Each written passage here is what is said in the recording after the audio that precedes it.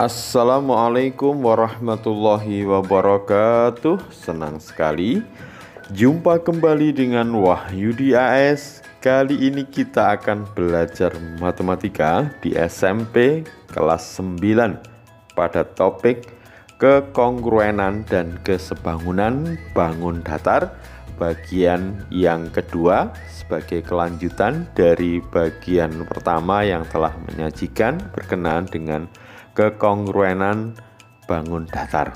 Kali ini kita akan sajikan berkenaan dengan kekongruenan segitiga.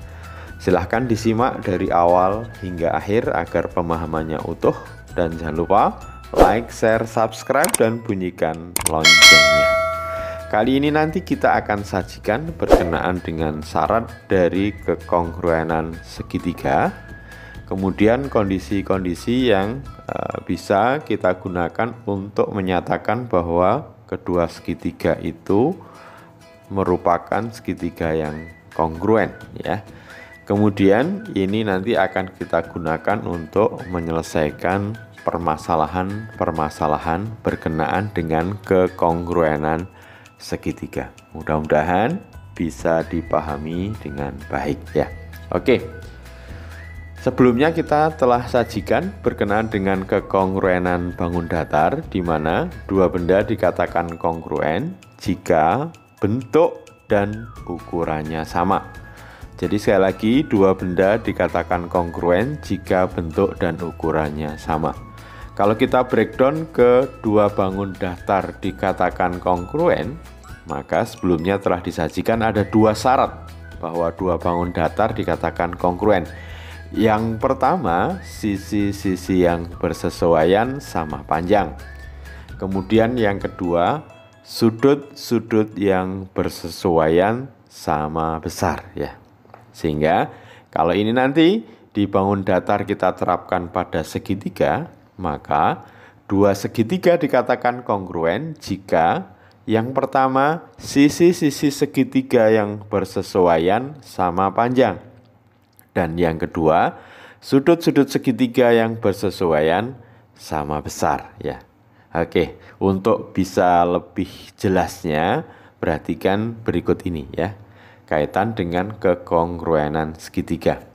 Ada segitiga ABC dan segitiga DEF, ya. Dua segitiga ini dikatakan kongruen itu jika memenuhi syarat-syarat sebagai berikut. Yang pertama, sisi-sisi pada segitiga yang bersesuaian sama panjang. Dan yang kedua, sudut-sudut pada segitiga yang bersesuaian sama besar. Oke, kalau kita amati pada segitiga ABC dan DEF dikatakan dua segitiga yang kongruen, kita coba analisis berkenaan dengan sisi-sisi yang bersesuaian.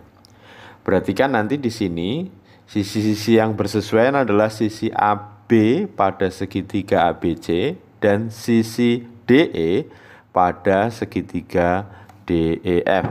Sehingga nanti AB dan DE bersesuaian, maka panjang AB sama dengan panjang DE, ya. Berikutnya, sisi-sisi yang bersesuaian adalah sisi BC pada segitiga ABC dan sisi EF pada segitiga DEF. Maka nanti BC sama dengan EF.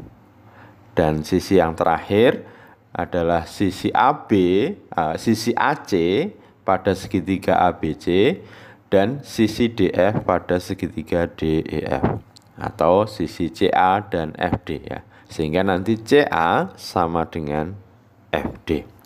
Maka bentuk ini bisa kita sajikan lebih sederhana, ya, dari ketiga sisi yang bersesuaian sama. Kalau kita sajikan bisa dalam bentuk sebagai berikut, ya. AB per DE sama dengan BC per EF sama dengan AC per DF. Jadi ini kalau kita sajikan terpotong-potong, nanti AB per DE sama dengan 1, itu maksudnya berarti AB sama dengan DE, ya. BC per EF sama dengan 1, berarti BC sama dengan EF. AC per DF sama dengan 1 sama dengan AC sama dengan DF, atau CA sama dengan DF, atau bisa juga bentuk perbandingannya AD per DE sama dengan BC per EF sama dengan AC per DF sama dengan 1 ya. Berikutnya syarat yang kedua adalah sudut-sudut yang bersesuaian pada segitiga itu sama besar. Maka sudut-sudut di sini yang bersesuaian adalah yang pertama sudut A pada segitiga ABC itu sama dengan sudut D pada segitiga DEF ya. Maka nanti besarnya sudut A sama dengan besarnya sudut D. Berikutnya sudut B pada segitiga ABC sama dengan sudut E pada segitiga DEF ya. Maka besarnya sudut B sama dengan sudut E. Dan yang terakhir besarnya sudut-sudut yang bersesuaian adalah sudut C pada segitiga ABC bersesuaian dengan sudut F pada segitiga DEF. Maka nanti besarnya sudut C sama dengan besarnya sudut F ya. Ya, karena segitiga ABC dan DEF memenuhi syarat tersebut, dua-dua syarat dipenuhi, maka nanti dikatakan bahwa segitiga ABC dan segitiga DEF itu kongruen ya. Di mana dinotasikan dengan segitiga ABC sama dan sebangun atau dibaca dengan kongruen. Jadi simbol ini sama dan sebangun atau dibaca kongruen dengan segitiga DEF. Segitiga ABC kongruen dengan segitiga DEF. Berikut catatan untuk menyajikan kekongruenan dari dua segitiga ya. Nah, perhatikan nanti cara menulisnya harus urut sebagaimana pada penulisan kekongruenan bangun datar ya. Segitiga ABC kongruen dengan segitiga DEF. Artinya dalam urutan penulisan ini nanti A itu sudutnya bersesuaian dengan D ya. Jadi A bersesuaian dengan sudut D, B bersesuaian dengan sudut E, dan C bersesuaian dengan sudut F. Jadi urutan ini bisa diperhatikan ya. Atau bisa juga dituliskan segitiga BAC. Nah, berarti kalau dimulai dari BAC berlawan arah jarum jam, maka sudut B bersesuaian dengan E. Nanti kalau kita tuliskan berarti EDF ya. Jadi B bersesuaian dengan E, A bersesuaian dengan D, C dengan F.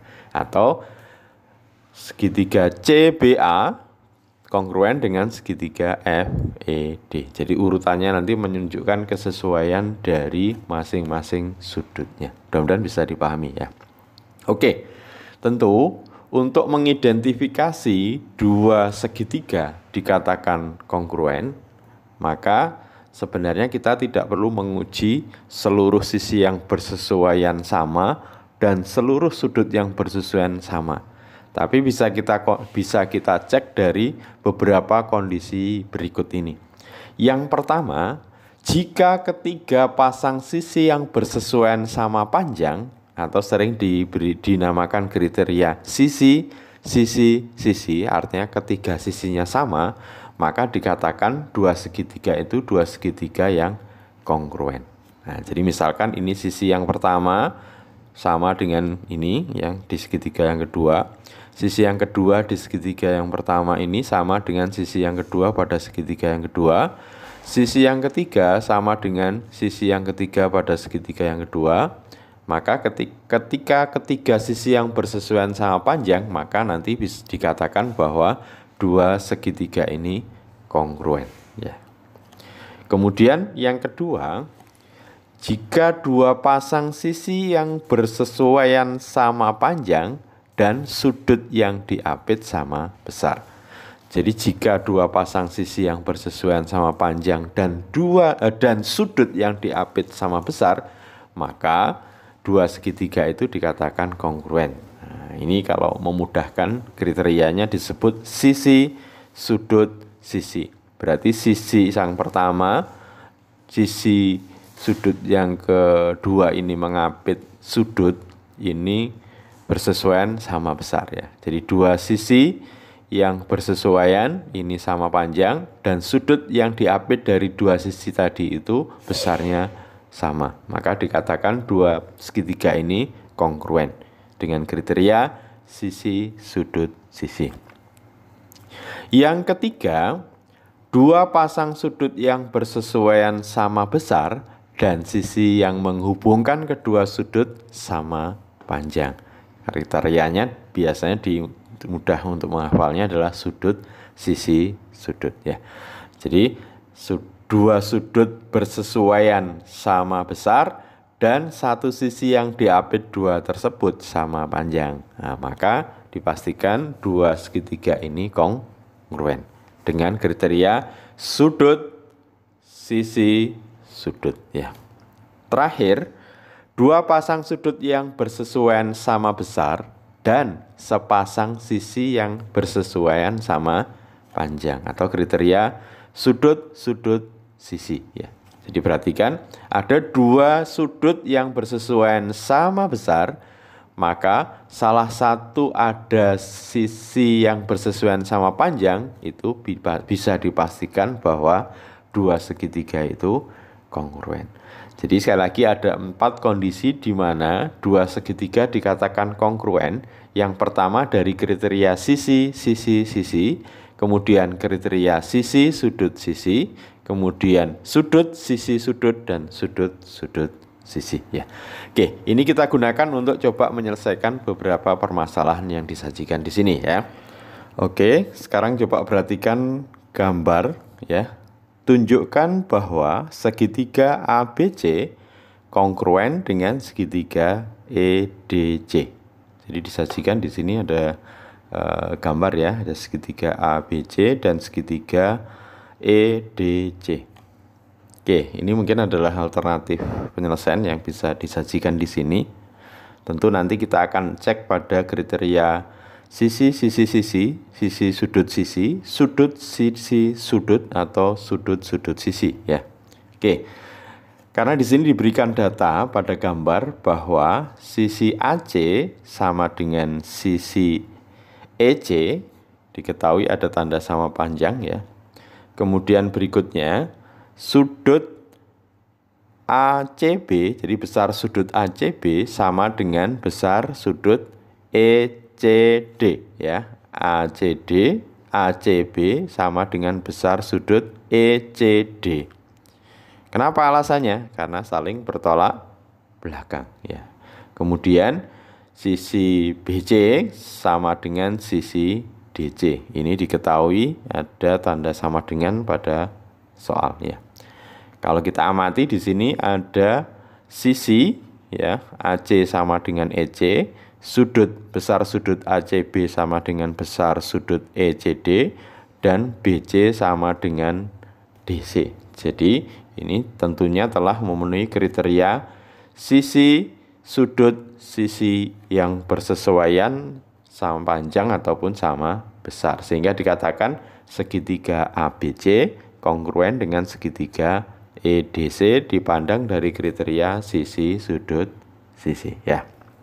Oke, berikutnya perhatikan gambar, buktikan bahwa segitiga PQS kongruen dengan segitiga RQS ya. Oke, perhatikan alternatif penyelesaiannya. Di sini diberikan ada dua pasang sisi yang sama panjang ya. Yang pertama adalah sisi PQ sama dengan RQ. Kemudian ini diketahui ada tanda sama dengan tandanya di permasalahan ya di soal. Kemudian PS sama dengan RS. Ini juga diketahui. Nah, tentu sekarang masih ada satu sisi lagi ya yang meskipun tidak diberi tanda tapi dipakai bersama, yaitu sisi ya QS pada segitiga PQS dan QS pada segitiga QRS, atau QS ini sama dengan QS pada segitiga PQS sama dengan QS pada segitiga RQS karena berimpit. Nah, sehingga ketiga sisi yang bersesuaian panjangnya sama, sehingga dikatakan bahwa kita telah bisa membuktikan segitiga PQS kongruen dengan segitiga RQS dipandang dari kriteria sisi, sisi, sisi, atau ketiga sisi yang bersesuaian sama panjang ya. Selanjutnya perhatikan pada segitiga ABC, BM tegak lurus dengan AC. Kemudian CN tegak lurus dengan AB. Panjang BM sama dengan CN. BM sama dengan CN. Tunjukkan bahwa segitiga BCM itu kongruen dengan segitiga CBN. Ya. Oke, kita perhatikan ya. Di sini ada pernyataan bahwa panjang BM sama dengan CN. Ya, ini perhatikan. Ya. Jadi panjang BM sama dengan panjang CN ya. Maka BM sama dengan CN sudah diketahui pada soal. Kemudian berikutnya ada satu sisi yang dipakai bersama oleh dua segitiga BCM dan CBN, yaitu sisi BC. Nah, sehingga nanti BC sama dengan BC pada segitiga BCM sama dengan CB pada segitiga CBM. Ya, karena berimpit sehingga sama panjang. Jadi kita sudah mendapatkan dua pasang sisi yang sama.